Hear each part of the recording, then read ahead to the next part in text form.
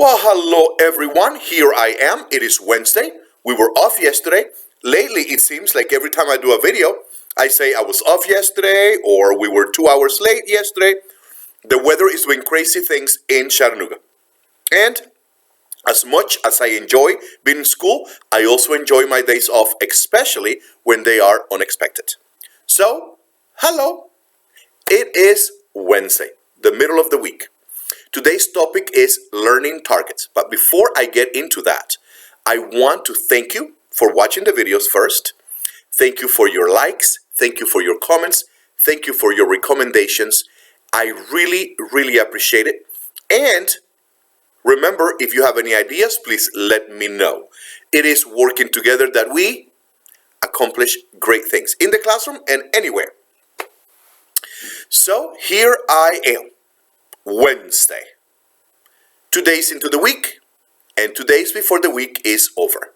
And Friday is Valentine's Day. I tried to make a reservation today and it was already too late.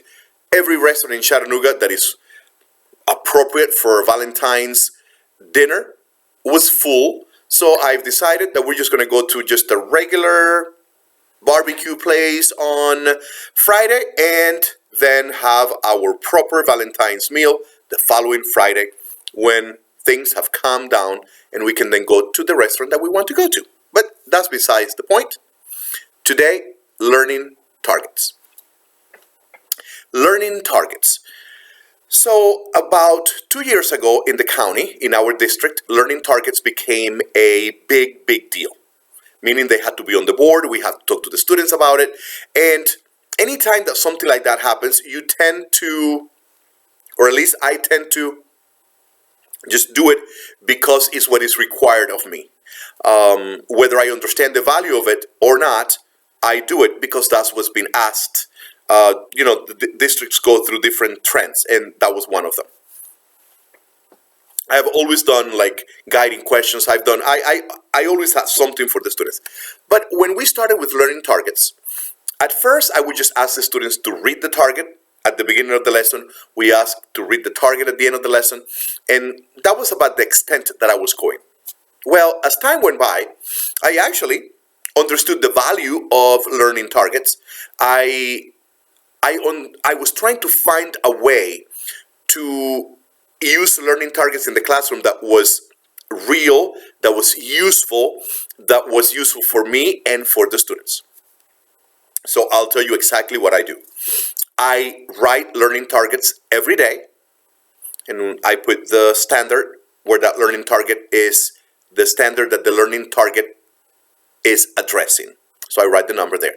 Anyway, so I write the target there in a language that is understandable for the students. And before I start any lesson, whether it is science or literacy or social studies or math, I ask the students to look that way. I read the target. I ask them to read it. But then I ask them to discuss at the tables what, in their language, if they had to explain that to a younger student, what are they going to be learning that day? So they have a discussion, and then I ask them to raise their hands and tell the class what it is that they're going to be learning. And then I use the equity sticks to ask different students, hey, so what are you going to be learning today? So what are you going to be learning? What are you going to be learning? And if some of them or a couple of them might have not understood what they're learning, then I ask somebody to say it and they can revoice it. So they're clear about what they're learning that day. Throughout the lesson, I go back and refer to the learning target quite a few times. It is good that they know that, we are learning this because that's addressing the learning target. And then one important aspect of making sure that that learning target has value and purposefulness in the classroom is at the end of the lesson. We go back to that learning target and I said, okay, let's see if we have accomplished this target. And I ask them to talk about it one more time at their tables. And I ask him to say, okay, so how comfortable do you feel about this target? Do you feel that you learn it? Do you feel you understand it or not yet? That is if I don't have an exit ticket. But even when I have an exit ticket, I ask him to discuss it so that we can close the lesson with the target that they were supposed to be learning. And I always tell them, hey, if your father or mother or grandfather or little brother or big sister, whoever asks you, what do you learn today? You will say, well, in math, I learned this. You tell them the learning target. In science, I learned this. In social studies, I learned this. So, and literacy, I learned. So they have to be clear about what they are learning. And it has really made a difference. It has really made a difference. Students that sometimes were a little bit distracted, now they are paying attention more, and they know what they're supposed to be learning for those 45 minutes or that hour. They know what they're supposed to be learning, and then they can check. Did I learn this? Do I feel comfortable with this, or do we have to continue tomorrow? Like today, for example, for our the learning target for science was, I can explain the difference between physical changes and chemical changes.